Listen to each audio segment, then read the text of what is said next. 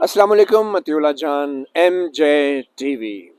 नाज़रीन, हम Islamabad high court में मौजूद हैं, जहां पे आज चीफ जस्टिस आमिर फारूक की अदालत में एक तौहीन अदालत की दरख्वास्त आई वज़ीर आज़म शहबाज शरीफ के ख़िलाफ़।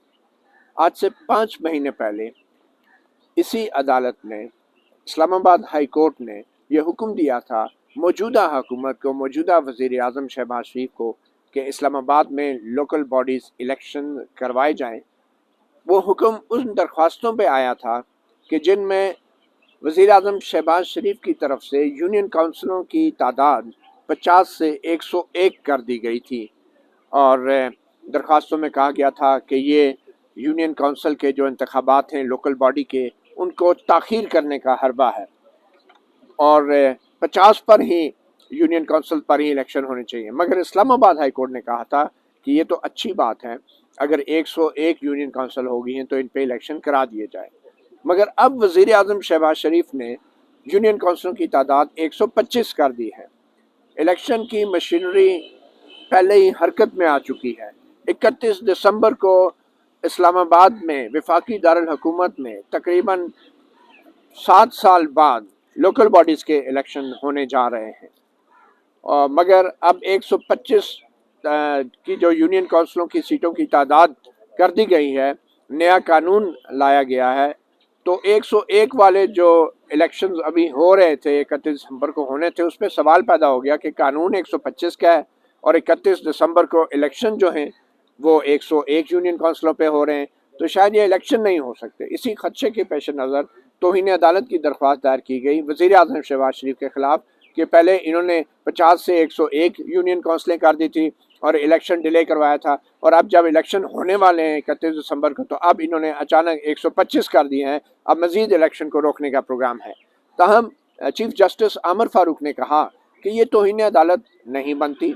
इसकी वजह यह भी है कि इलेक्शन कमीशन के जो अफसरान हैं, उनके जो डायरेक्टर लॉ हैं मोहम्मद अरशद, उन्होंने कहा कि जनाब हुकूमत ने बेशक ये तादाद 125 कर दी है यूनियन काउंसिल की, मगर हम अपने पुराने प्रोग्राम और पुराने कानून के मुताबिक अब इलेक्शन के अमल में दाखिल हो चुके हैं, तो 31 दिसंबर को 101 यूनियन काउंसिल पर ही इलेक्शन कमीशन इलेक्शन करवाएगा, और जो हुकूमत नया कानून लाई है हम फिलहाल उस कानून के ऊपर अमल नहीं कर सकते, तो 31 दिसंबर को इलेक्शन होंगे। तो इलेक्शन कमीशन की यकीनदानी के बाद चीफ जस्टिस आमिर फारूक ने कहा कि ये तौहीन अदालत तो नहीं बनती, इलेक्शन कमीशन एक आईनी इदारा है, वो इलेक्शन करवा रहा है, तो अगर इलेक्शन रुकते या इलेक्शन कमीशन कहता कि अब हम 125 पे करवाएंगे तो फिर अदालत गौर करती। बहरहाल तौहीन अदालत का मामला उन्होंने ज़ुबानी अपने रिमार्क्स में तो निपटा दिया कि इलेक्शन कमीशन अभी भी अपने इलेक्शन करा रहा है, तो इसलिए कोई ऐसी वजह नहीं है।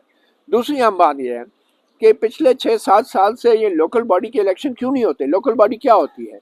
जो आपके मोहल्ले होते हैं, जो गलियां, जो स्ट्रीट्स और जो यूनियन काउंसिल होती है, वहाँ पे जो मुकामी जो आपके काउंसलर होते हैं, वो पानी के मामलात, सड़कों के मामलात, लोकल जो मार्केटें हैं उनकी सफाई सुथराई, घरों और गलियों की सफाई सुथराई के मामलात देखते हैं, तो ये यूनियन काउंसिल बड़ा अहम किरदार अदा करती हैं आम आदमी की ज़िंदगी को बेहतर बनाने में। आज जो मेरे साथ आप इतनी देर से खड़े मेहमान देख रहे हैं, इनका नाम अज़हर महमूद है। ये इस्लामाबाद की एक यूनियन काउंसिल रवात के चेयरमैन इलेक्ट हुए थे। ये काफ़ी अर्सा इन्होंने तकरीबन सारी ज़िंदगी बाहर के मुल्क में गुजारी, फ्रांस में, और ये फ्रांस से खसूसी तौर पर पाकिस्तान आए। 2015-16 में इन्होंने यूनियन काउंसिल का इलेक्शन लड़ा और ये इलेक्शन जीते, रवात यूनियन काउंसिल के चेयरमैन रहे। तो क्योंकि इन्होंने सारी ज़िंदगी बाहर के मुल्क में गुजारी थी, तो यहाँ पे आके इनको अचानक एक शौक लगा, एक सदमा लगा कि यहाँ पे तो निज़ाम का निज़ाम आवे का आवा ही बिगड़ा हुआ है। तो इन्होंने अपनी रवात यूनियन काउंसिल में कुछ बड़े बड़े काम करने की कोशिश की, और जिस यूनियन काउंसिल में बिल्कुल टैक्स नहीं आता था, तो वहाँ पे इन्होंने करोड़ों रुपयों के टैक्स इकट्ठे किए और यूनियन काउंसिल में लगाए। ये इनका अज़हर महमूद साहब का दावा है, हम इनसे बात करते हैं। मगर ज़्यादा ख़तरनाक बात यह है कि अज़हर महमूद के मुताबिक पूरे इस्लामाबाद की यूनियन काउंसिलों में जो इंतखाबात नहीं हुए, तो उसका अरबों रुपयों की करप्शन हो रही है इंतखाबात ना होने की वजह से, क्योंकि लोकल बॉडीज़ में आवाम के नुमाइंदे हैं ही नहीं, टैक्स कलेक्ट नहीं हो रहा, आवाम सरकारी ख़जाने में नहीं जा रहा। तो ये अरबों रुपयों की करप्शन, किसके जेब में ये अरबों रुपए जा रहे हैं, इसके हवाले से अज़हर महमूद साहब ने जब काम किया तो बड़े बड़े इंकशाफात हुए इनके लिए भी, और ये हमसे भी शेयर करेंगे। तो हम इनसे पूछेंगे कि पाकिस्तान बाहर के मुल्क में, फ्रांस में रह के जब यहाँ पे आए तो उन्होंने क्या देखा, उनका क्या तजर्बा रहा। तो अज़हर महमूद साहब, सबसे पहले तो बहुत शुक्रिया आपने मतीउल्लाह जान MJ TV को वक्त दिया। पहले ये बताएं कि आप फ्रांस से यहाँ क्यों आए? अस्सलाम वालेकुम वरहमतुल्लाहि वबरकातुहू। मैं बहुत मशकूर हूँ मतीउल्लाह जान साहब आपका, और मैं आपका फ़ैन भी हूँ।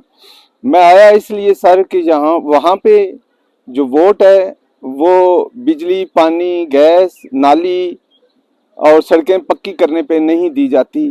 वहाँ पे वोट दी जाती है कि आया वो इंसान, उसके अंदर क्या विजन है, उस विजन को देख के उस बंदे को वोट, क्या सोच है उसकी, को क्या आने वाले 30, 40, 50 साल, 100 साल में वो क्या अपने मुल्क के लिए, अपने इलाके की करेगा, वो वहाँ पे इस पे डिबेट की जाती है और वोट दी जाती है। तो पाकिस्तान में जब भी आया हूँ तो यहाँ पे बड़ी मुश्किल मुझे महसूस हुई कि मैं जितने बड़े पुराने शहर देख लें, मेरा रवात भी बड़ा तारीखी शहर है, एक किला है 600-700 साल पुराना, शाही किला रवात शेख साद सूरी साहब का के दौर का।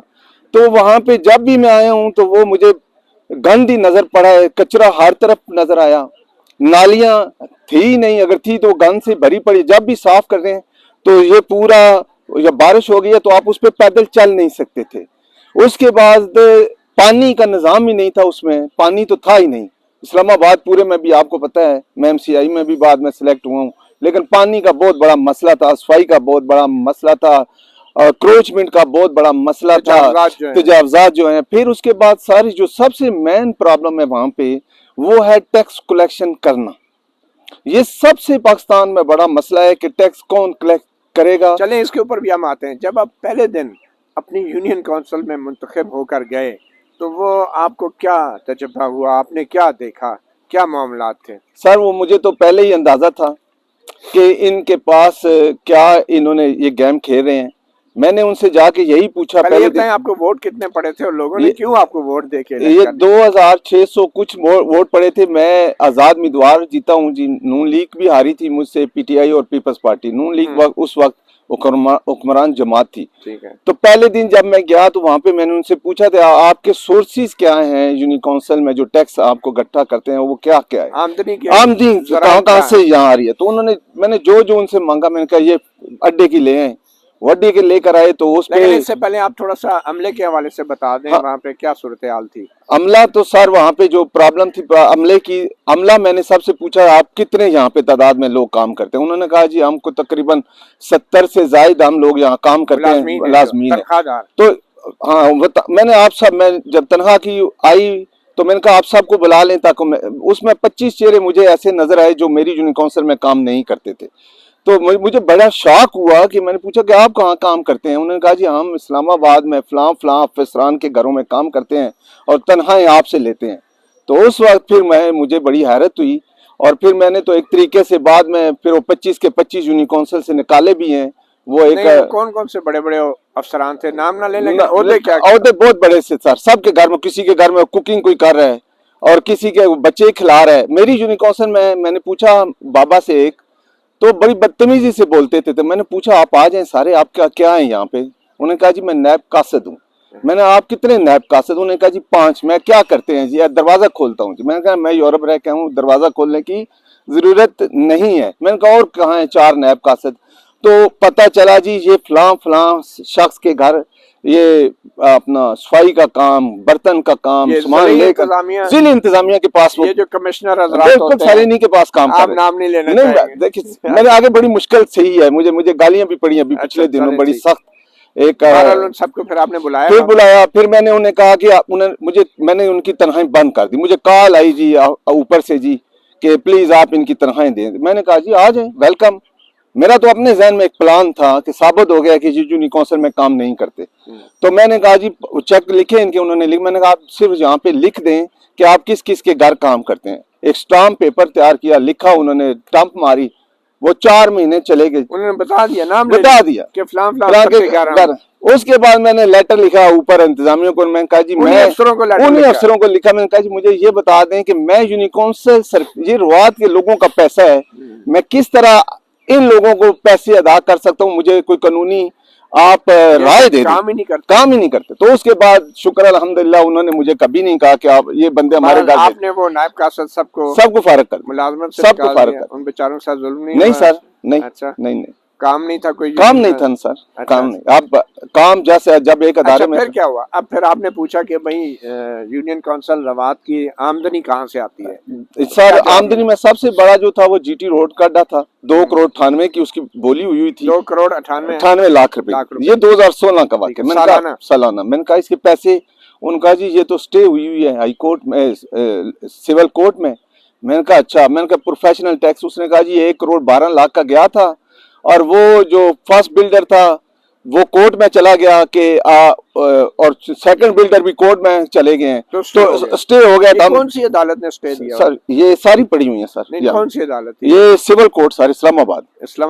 उन्होंने स्टे दिया हुआ। उन्होंने स्टे कितने अरसे से चल रहा सर? ये 5 साल चल जाए, कोई पूछने वाला नहीं। ना ना ना, आपके पैसे नहीं दे रहा था। पैसे नहीं दे रहा था। और कितने पैसे उसकी तरफ बनते 1 करोड़ 12 लाख रुपया बनते थे जो नहीं दिए। तो आपने क्या किया सर? सुने ना, एक और था चैम्बर रोड था, उसका मैंने पूछा, उसने कहा ये भी स्टे है। तो यकीन जाने उस दिन भी मैंने एक टीवी में कहा, मैं कोर्ट में चला गया। मैंने उसे कहा मैडम मैं यूरोप छोड़ के आ गया हूँ, आप बिल्कुल जूतियां मेरे सर के पास आ गई हैं कि उन्होंने आस मेल लगाई थी ये काम करेगा, तो आपने तो स्टे दी हुई है। बहुत मैं सलूट करता हूँ उस जज साहबा को। उन्होंने मेरी फाइल खोली, देखी। जब उन्होंने ऐसे उठा के अपना ऑर्डर पढ़ा तो उन्होंने कहा चेयरमैन साहब, उन्होंने मुझे बड़ी इज्जत दी। उन्होंने कहा मैंने इस पे स्टे नहीं दी, ये सामने लिखा हुआ है कि वो ठेकेदार अपने ड्यूज दे और काम जारी रखे। ठीक। मैं इसी जवाद मुजफ्फर साहब के पास चला गया। मैंने कहा सर ये तो स्टे तो है नहीं है। उसने कहा नहीं, उसे कहें मुझे ऑर्डर करे। तो उस वक्त मैंने उन्हें कहा जवाद मुजफ्फर साहब मैं आपसे वादा करता हूँ जुम्मे वाले दिन मैं निक्कर पहन के आऊंगा और अपनी आवाम को कहूंगा निक्कर पहन के आए। हम यहाँ अपने कपड़े उतार के खड़े होंगे कि मैं इलेक्ट हुआ, उनके पास पानी नहीं है, बारिश हो जाए तो वो घर से निकल नहीं सकते, कचरे से भरी हुई वहां पे पूरी आबादी है, कचरा कोई उठा नहीं सकता। तो आप मेहरबानी करें कि हमें जो है ये वहां पे हमारा वो अड्डा हमारे हवाले करें। पहले उन्होंने ना की। रात को मुझे उनकी कॉल आई जी कि मैंने पुलिस को कह दिया, आप जाके वहां से उसका। और जब हमने वो टेक अप किया, अड्डा ले लिया तो हमें पहले मंथ 33 लाख रुपया वहां से आया। 2016 की बात कर रहा हूँ। अच्छा, एक महीने एक अड्डे से। अच्छा ठीक है। जो 3 महीने में 1 करोड़ कुछ आया, फिर हमने 3 महीने की बोली कराई, वो 2 करोड़ 10 लाख के करीब हमें पैसे आए। अच्छा। वहां से फिर मैंने अपने इलाके के ऊपर काम करना शुरू किया। अल्लाह की मेहरबानी से मैंने तकरीबन वो 37 करोड़ पे टैक्स इकट्ठा किया और उसी अवाम के ऊपर ही लगाया। अच्छा, इसका कोई हिसाब किताब ऑडिट भी? हर चीज है, हर चीज। अच्छा। हर चीज मौजूद है। अच्छा, और कहाँ से पैसे फिर निकाले आप? पैसे तो देखें जी, पैसे आप कहाँ से निकालेंगे? अगर आपने पाकिस्तान में, ये वजीर आजम साहब कहते हैं दोस्तों को, एक दिन यहाँ पे कोई था तो उन्होंने कहा जी आप अपने दोस्त को कह रहे थे शहबाज शरीफ आप 1 अरब रुपया दें। तो मैं बड़ा हैरान हुआ, बहुत मुझे अफसोस हुआ कि प्राइवेट उनका कोई ताजर होते हैं ना जो। ठीक है। मैंने कहा यूनियन काउंसिल वात अब मौजूदा जो उसकी आमदन है सर वो 13 करोड़ पे सालाना पे है। सालाना नहीं, साल की। अच्छा। अगर मैं 2027 तक देखूं तो ये 70 से 80 करोड़ रुपया बनता है। ठीक है। जब एक यूनियन काउंसिल रहेगी 2 किलोमीटर की, अगर उस 2 किलोमीटर की यूनियन काउंसिल में जो टैक्स मैं कलेक्ट कर रहा हूँ सिर्फ उसी की बात करूं तो 70 से 80 करोड़ रुपया साल का। हाँ। अगर जो मैं टैक्स कलेक्ट नहीं कर रहा बात तो वो होगी। हाँ। ठीक है। अगर वो मैं करूं तो ये 1.5 अरब रुपया मैं सालाना पे ना 5 सालों में ले जाता हूँ। अच्छा, 5 साल 25 से 26 करोड़ रुपया मेरा सालाना आमदन। आप देखें 1.5 किलोमीटर की यूनियन काउंसिल अगर आपको इतना रेवेन्यू जनरेट कर रही है। आपने एकदम से इतने पैसे इकट्ठे कर लिए तो आपसे पहले वाला चेयरमैन क्या करता रहा? नहीं, वहां तो सर आज यहाँ हाई कोर्ट में खड़े हैं, क्यों मैं तो बोलना चाहता हूँ। मैं तो कभी कहता हूँ मुझे कहीं सुन नहीं ले, मैं हाथ उठाऊं। सर ये कोई भी नहीं चाहता कि 22 साल के बाद वो इलेक्शन हुए थे। जब हम आए हैं 2016 में 22 साल इलेक्शन नहीं हुए। 22 साल के बाद आज देखें 2 साल हो गए करीब इलेक्शन नहीं हो रहे। जब भी इलेक्शन होती है ये ब्यूरोक्रेसी इस्तेमाल करती है, वुज़रा को ऑर्डर आ गया जी और आके यहाँ से स्टे आ गया या कोई जो भी मामलात है, जो रूह है इसकी, जो रूह है, हमें भी पूछ रहे हैं, हम चेयरमैन रहे हैं, हमने इतना टैक्स कलेक्ट किया है, हमारे बहुत से केसेस हैं, कभी हमसे भी पूछ लें कि आपका क्या हाल है, आप क्या जानते हैं अंदर की खबर, तो ये फिर अंदर की खबर ये पड़ी हुई है, क्या अरबों रुपए की चोरियां हैं, चोरियां अरबों रुपए की। अगर कौंसल रवात की बात करें, रवात की बात कर लेते हैं, हाँ, ये पड़ी हुई है फैल, ये दिखा सकते हैं, दिखा दें, ये आप बता दें क्या है। ये सारे इसमें 2012 में मेरा सेक्रेटरी था सबका, जिसपे मैंने पहला केस किया। ये नैब कह रहा है कि इसके पास एक प्लाट है, नंबर 7 है, स्ट्रीट है, सेक्टर जी है, DHA 2 में 2 करोड़ 50 लाख का इसने खरीदा है। ये है यूनियन काउंसिल का सेक्रेटरी था सर, चौथे ग्रेड का, चौथे ग्रेड का मुलाजिम था। कुल प्रॉपर्टीज के कितने सामने आई? अच्छा आप ये देखें सर, 2 करोड़ 50 आ गया, ये 2 करोड़ 50 नहीं है। मैं नैब के पीछे भाग रहा हूँ, अपने आईओ के पीछे भाग रहा हूँ कि आपने गलत लिखा है, इसका घर बना हुआ है सर, ये कह रहे हैं ये प्लाट है। नहीं, कुल इसके कितने सासे निकले? सर मैं ये अर्ज करता हूँ, ये जो कह रहे हैं कि ये कमर्शियल प्लाट है 5 मरले का, ये कह रहे हैं 2 करोड़ 30 का है, ये 2 करोड़ 5 का है, 2 करोड़ 30। बता दें कितनी? ये सच नहीं है सर, ये अरबों रुपए की ये सर इसकी घर बना हुआ है। क्या घर उसका DHA में 2 करोड़ 30 लाख रुपए का है?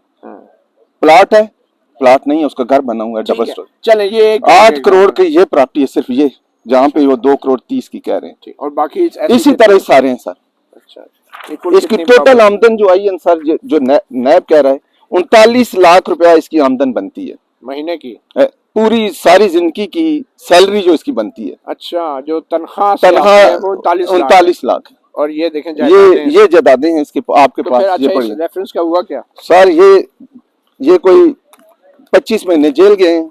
अच्छा, इसमें सुप्रीम कोर्ट ने कहा कि आप इनके साथ जितने लोग हैं इन्हें जेल में डालें। अच्छा, 6 रुकनी 3 रुकनी, यहाँ पे इसने पहले यहाँ जमानत लगाई थी हाई कोर्ट में, यहाँ से रिजेक्ट हुई, फिर दोबारा ये यहाँ से सुप्रीम कोर्ट गया, सुप्रीम कोर्ट में वहां पे इसके खिलाफ फैसला आया।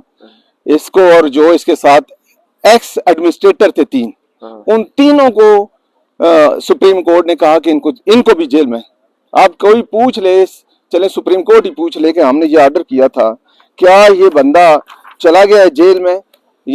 और ये दुख की बात यह है कि ये सेक्रेटरी अब बहाल है, यहाँ पे इसके ऑर्डर पड़े हुए हैं। ठीक है, सेक्रेटरी साहब बहाल हो गए हैं सर, आपको बहुत मुबारक हो, पाकिस्तानी कौम को, रवात के लोगों को।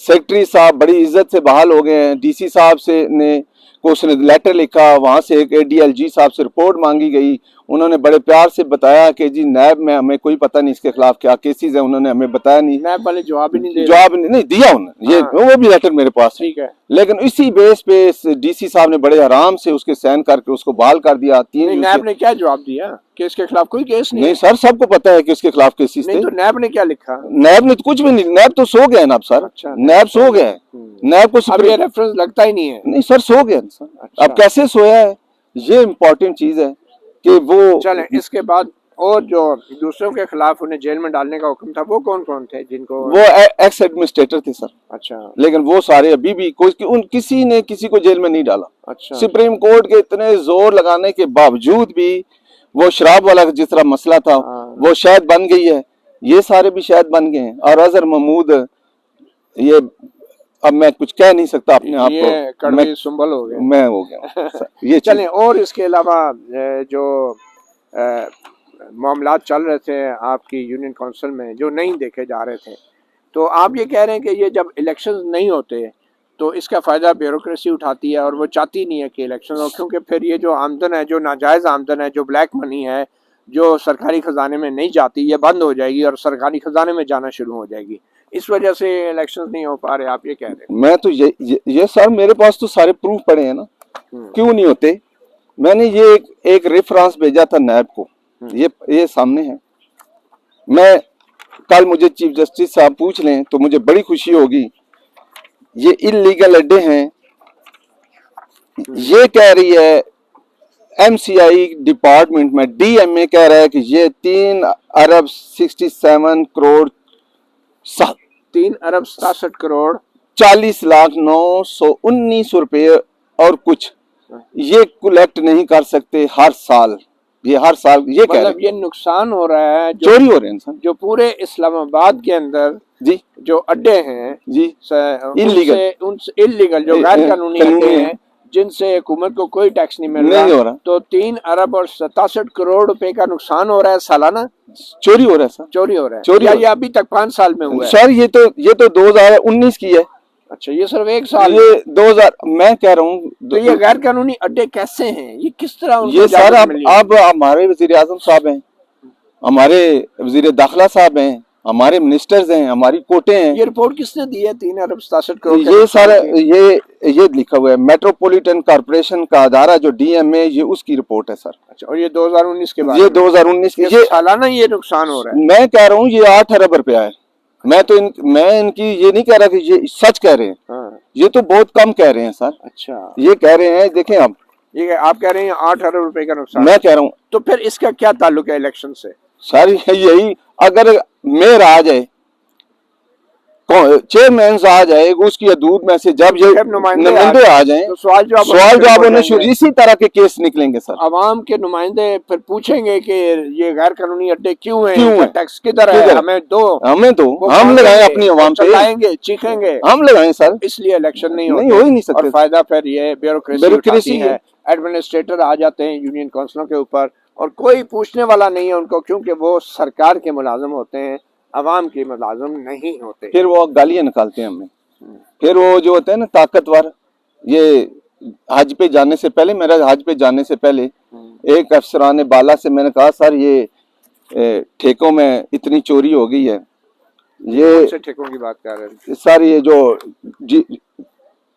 मेरी यूनियन काउंसिल में जब मैं गया ना सर 2021 फरवरी में, तो आखिरी चेक पड़े हुए थे ठेकेदारों के 1,60,00,000 रुपए के। वो पता चला सर कि इन्होंने वो चेक तो गायब हो गए हैं। मैं भागा गया यूनियन काउंसिल में, मैंने कहा जी वो चेक आपके? उन्होंने कहा जी चेक तो हमें मिले ही नहीं है, वो चोरी हो गए हैं। अच्छा। मैंने फिर ये दरख्वास्त दी 16/11/2021 को कि सर यूनियन काउंसिल में मैं जब गया तो ये चेक पड़े हुए थे ठेकेदारों के आखिरी। किसको दरख्वास्त दी? उस वक्त डीसी डिप्टी कमिश्नर सर। ठीक है, तो क्या हुआ फिर? सर अभी तक मैं इंतजार ही कर रहा हूँ कि इस पे कोई फैसला आ जाए।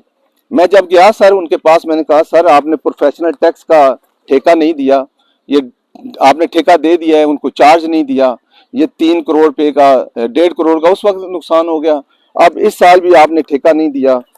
तो इसी तरह प्लाजों के ठेकों की बात कर नहीं, प्रोफेशनल टैक्स की, प्रोफेशनल टैक्स, प्रोफेशनल। ये देख लें सर, ये लोग, ये कागज है सर, जब आप ठेके नहीं देते या ठेकेदारों के साथ अदारे मिल जाते हैं, बंदा कह रहा है जी मुझे 2022 का है सर, पढ़ लें 21-22 रॉयल मार्की टी चौक मैन वात, ये कह रहा है कि मुझे 50,000 रुपया, ये पढ़ लें आप। हाँ। मुझे आया है कि दे दें। हाँ। आप कह रहे हैं जी ठेकेदार ने काम ही नहीं किया जी, वो कह रहा है उसने जी वो लेना ही नहीं है ठेका, हमने दूसरे बिल्डर को कहा है, जबकि ये पड़े हुए हैं प्रूफ सर, ये मेहनत का काम है, पैसे जा रहे हैं, कहाँ जा ये आप पूछे ना सर कौन चले। मैंने पूछ ही लिया, तो आगे से मुझे उन्होंने आप कहा कि इसकी घंटी बजा के उन्होंने बुला लिया अपने पीए, उसने कहा कि बुलाएं इस थंदार को और इसकी बुंड लाल करें। खैर ये किसने कहा? ये डीसी साहब ने, डिप्टी कमिश्नर इस्लामाबाद ने। अच्छा। ये मेरे लिए बड़ा नहीं, वो गुस्सा किस बात पे हुआ है? गुस्सा इस बात पे हुए सर कि मैंने कोई भी जब आता है एडमिनिस्ट्रेटर डीसी आता है तो अपने इलाके में खुली कचहरी लगाता है। हाँ। स्याले में इन्होंने खुली कचहरी लाई तो मैं चला गया, मैंने कहा जी ये मेरे यूनियन काउंसिल में से 6-7 करोड़ रुपया चोरी हो गए और ये इस पे कार्रवाई नहीं हो रही अभी तक। वो जो भी आर्डर हुए थे, किसी ने कहा आप दफ्तर आ जाएं, उनके साथ मेरी गर्मी हो गई। हाँ। मैंने कहा चलें जी ठीक है, आप गर्म हो गए हैं। ये बैठे हैं इसी साहब, इनकी तरफ क्या नाम था इससे पहले, हमजा शफकात साहब ने नोटिस किया है कि आप इस विदिन 3 डेज इसको मुझे रिपोर्ट करें। ठीक है। मैंने कहा इन्होंने मुझे आज दिन तक बुलाया नहीं, आप इन्हीं से पूछ लें।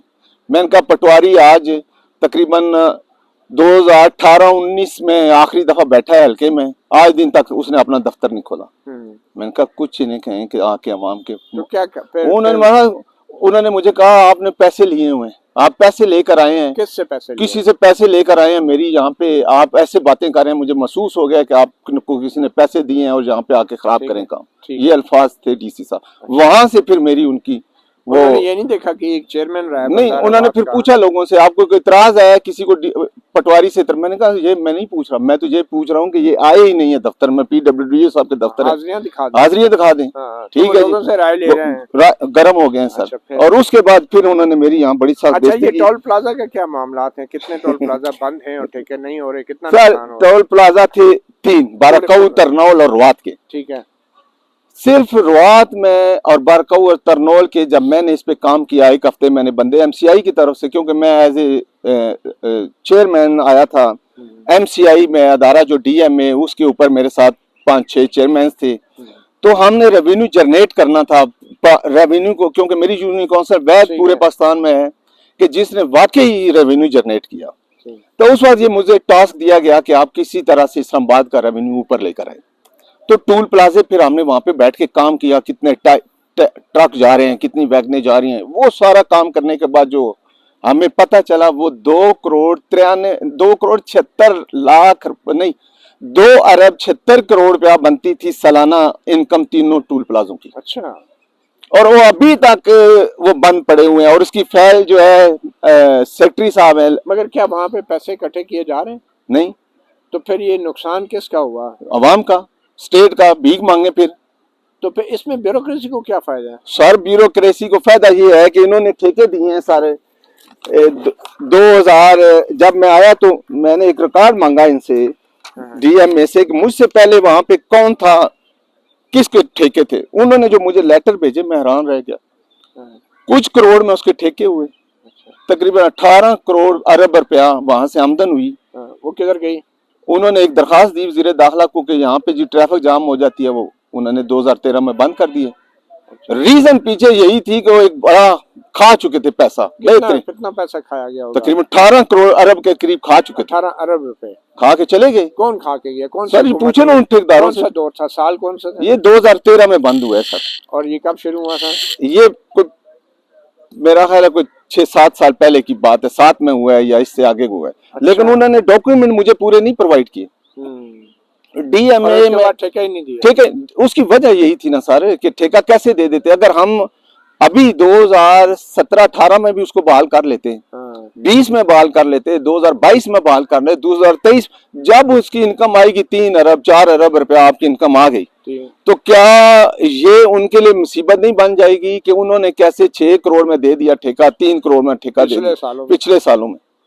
ये वो वजह है जिसकी वजह से यहाँ पे भी फिर हमें असल हकायक जो है ना सर, यहाँ पे भी हम बयान बंद होती थी, वो भी तो एक सीरियस मसला था ना, लोग लाइनों में खड़े रहे। सर आप ये मंदरा जाए, ट्रैफिक नहीं बंद होती।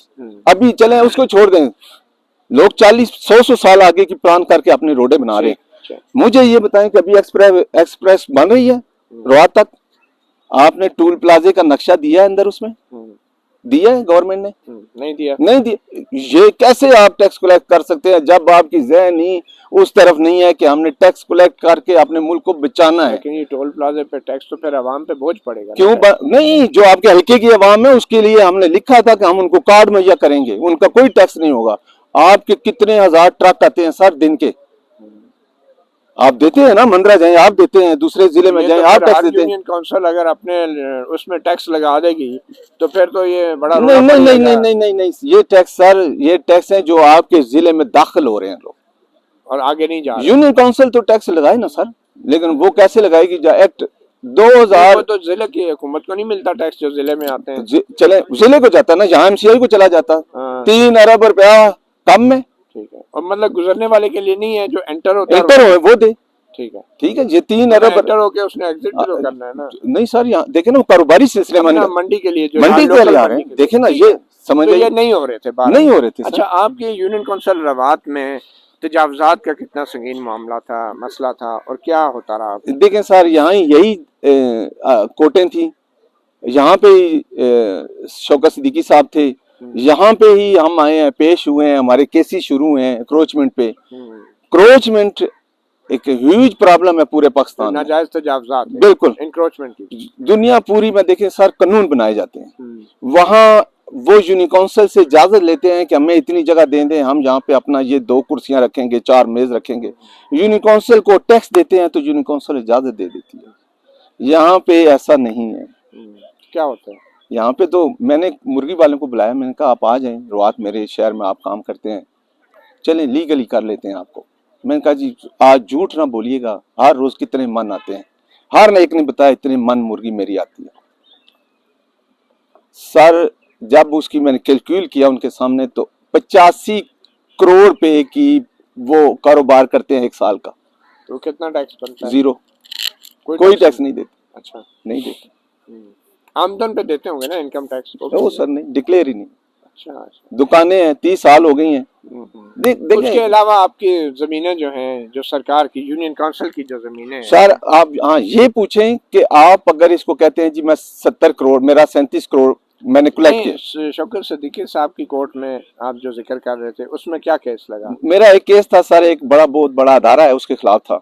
वो बड़ा अदारा? बहुत बड़ा अदारा, ताकतवर बहुत ताकतवर। क्या केस था? केस था सर, मेरे सोर्सेज वहां से चोरी होते थे। सोर्सेज मतलब मंडी वो लगाते थे, माल मवेशियां। मतलब वो ताकतवर अदारा यूनियन काउंसिल रवात की जमीन पे कब्जा करके वहाँ पे मंडी लगाते थे।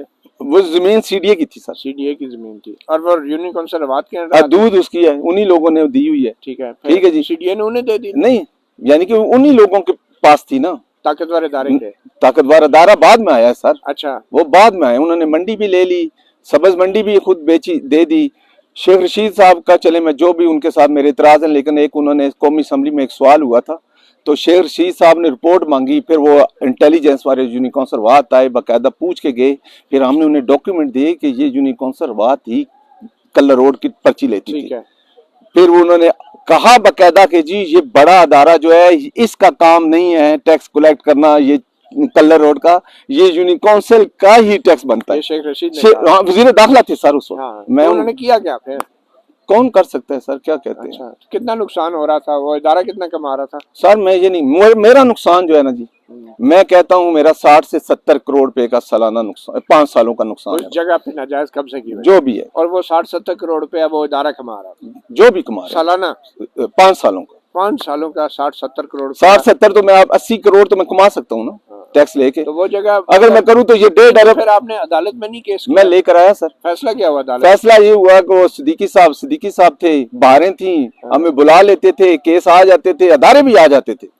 फिर वो केस ट्रांसफर होके लगा, लेकिन अभी तक उसके बाद वो सो गया। ट्रांसफर होके क्या चीफ जस्टिस अतमन्ना के जी साहब उन्हीं के पास लगा था। फिर क्या फैसला किया? बस फिर हम आगे बड़े बड़े वकील आ गए, वकील फिर हमें चुप करा दिया कि आप चुप करें, ये बात कर रहे हैं। हम चुप हो गए, हम क्या कह सकते थे।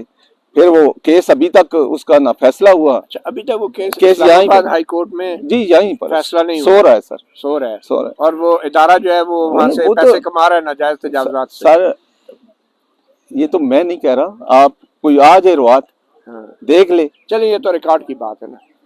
तो आप अब इस्लामाबाद हाई कोर्ट में जो सबसे बड़ा आपका मसला है वो क्या, वोटों का भी कोई इशू बना हुआ है? सर ये बहुत छोटा मसला है। वोटें ये यहाँ से गोलरा के 2 गांव हैं, 239 वोट ट्रांसफर होगी रोआत में। हैरानगी है। तो लोग हैं। हाँ और भी है, लेकिन कैसे ट्रांसफर हुई है ये बड़ी हैरानगी की बात है।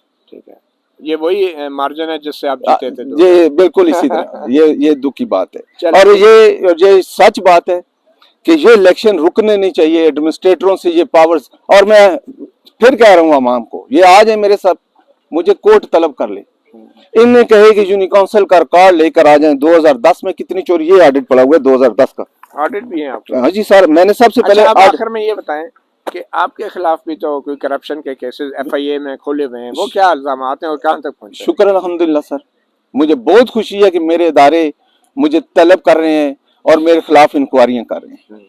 मुझे बहुत दिली खुशी है, क्योंकि मैंने इल्जाम क्या है सर, यही इल्जाम है कि इसने वहां से अपने इख्तियारात का नाजायज इस्तेमाल किया और इसने अपने रिश्तेदारों के वहां पे बंदर बाट की है और इसने करप्शन की है। मैं एक छोटा सा किस्सा सुना दूं। अब जो मैं कह रहा हूं कि आखिरी चेक जो गायब हुए हैं सर 2021 में फरवरी चला गया, वो उसमें जो चेक है ना तकरीबन 1 करोड़ 60 के, वो भी मेरे जिम्मे डाल रहे हैं कि ये चेयरमैन साहब ने इसको रिलीफ दिया, ये उनकी गलती है। उन्होंने करवाया। और उसके बाद एक और है 2 करोड़। बच्चा कितने साल पुराना है सर 2021 फरवरी का है ना, मैंने मार्च में उसको डालना था ना अकाउंट में, हम तो रिमूव हो गए। तो फिर रिमूव हो गए तो चेक गायब हो गया। चेक गायब हो गए। अच्छा सर एक छोटा सा और कह दूं, एक केस था 2 करोड़ 37 लाख रुपए का। चले लोग सुन रहे हैं कि ये जी 19-20 या 20-21 में इसने अपने रिश्तेदार को ठेका दिया और उसमें टैक्स इसने जमा नहीं कराए। बात ये थी कि इन्होंने सेक्रेटरी हजरात ने मिलकर कहा जी कि उस बंदे ने 4 करोड़ 7 लाख रुपया जमा कराया।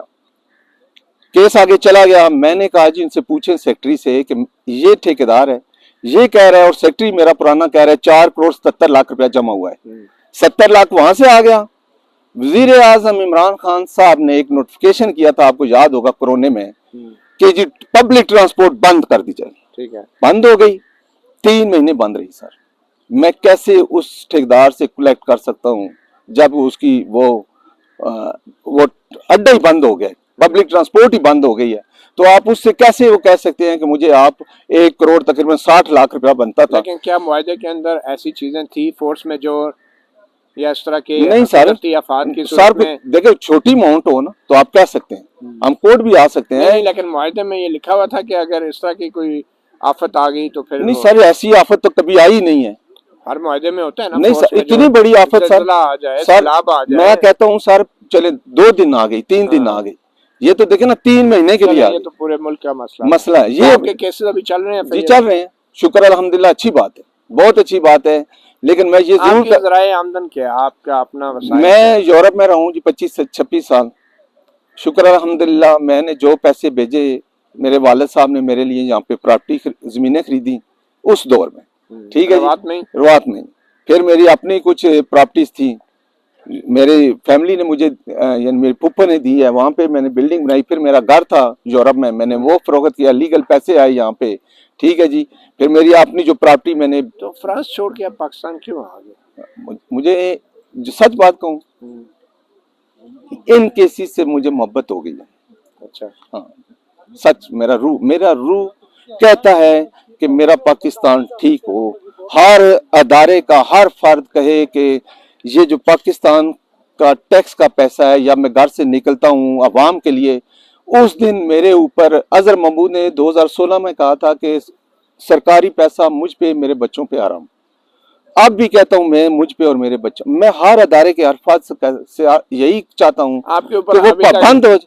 आपके ऊपर अभी तक आमदन से जायद असासे बनाने का इल्जाम? नहीं सर, नहीं सर, नहीं। आपके साथ टैक्स देते हैं? जी सर, देता हूँ सर, डिक्लेयर किया हुआ है। अच्छा, जब से आ गया हूँ पता चला है डिक्लेयर है अपनी चीजें।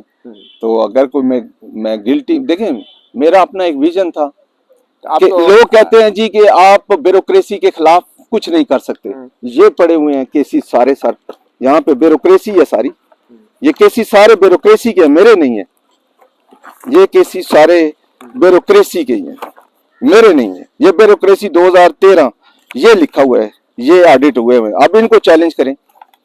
आईसीटी ने तो कह दिया था नहीं जी ये बेगुनाह हुआ सेक्रेटरी, लेकिन मैंने सब ऑडिट कराया, सबसे पहले मैंने ऑडिट करवाई। फिर क्या हुआ? नैब अभी तक कुछ नहीं है सर। अब नैब सो गया है तो उसको मैं कैसे जगा सकता हूँ? चलें जी, आप कौम को तो जगा रहे हैं, बेशक, बाकियों को बेशक सोने दें। अजहर महमूद जो कि साबिक चेयरमैन हैं यूनियन काउंसिल रवात इस्लामाबाद के, इनकी बातों का जो निचोड़ है वो ये है कि हर शख्स को अपने यूनियन काउंसिल के इंतखाबात में हिस्सा लेना चाहिए, अपने नुमाइंदों को मुंतखब करना चाहिए, क्योंकि जब ये नुमाइंदे मुंतखब हो जाते हैं, जो अफसर शाही है, जो ब्यूरोक्रेसी है, जो बाबू लोग हैं, वो फिर अरबों रुपयों का जो फ़ायदा है या करप्शन है वो नहीं कर सकते। और मैं ये सब के लिए नहीं कह रहा, अच्छे ब्यूरोक्रेसी में अच्छे ईमानदार अफसर भी हैं, बहादुर अफसर भी हैं, जिन्होंने अपना बहुत कुछ कुर्बान भी किया है, मगर फिर जिस किस्म के हालात हैं उनमें लगता ये है कि ज़्यादातर वो करप्ट लोग हैं, जो शायद पूरे मुल्क में लोकल बॉडी के इलेक्शन इसलिए नहीं होने देते क्योंकि वो फिर एडमिनिस्ट्रेटर बन जाते हैं और फिर वो नाजायज़ तरीके से जो पैसा हासिल करते हैं वो सरकारी ख़जाने में जाने की बजाय अपनी ज़ाती जेब में जाता है।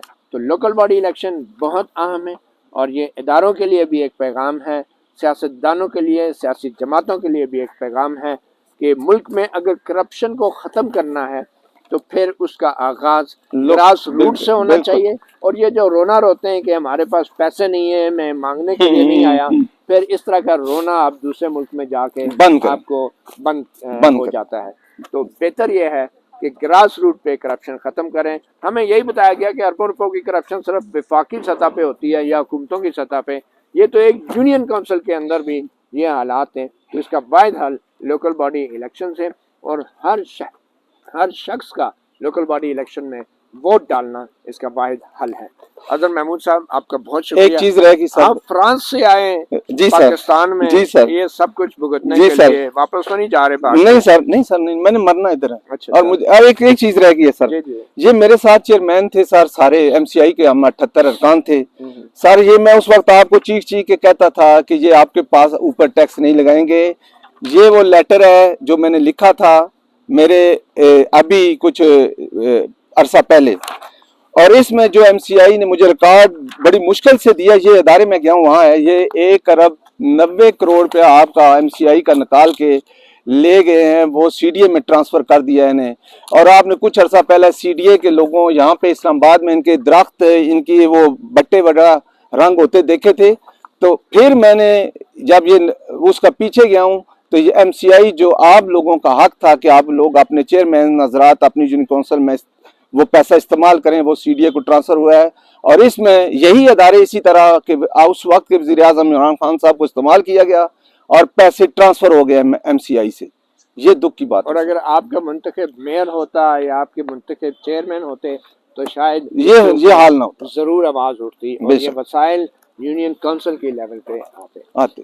मतीउल्लाह जान, एमजे टीवी से इतना ही इजाजत दीजिए। अल्लाह हाफ़िज़।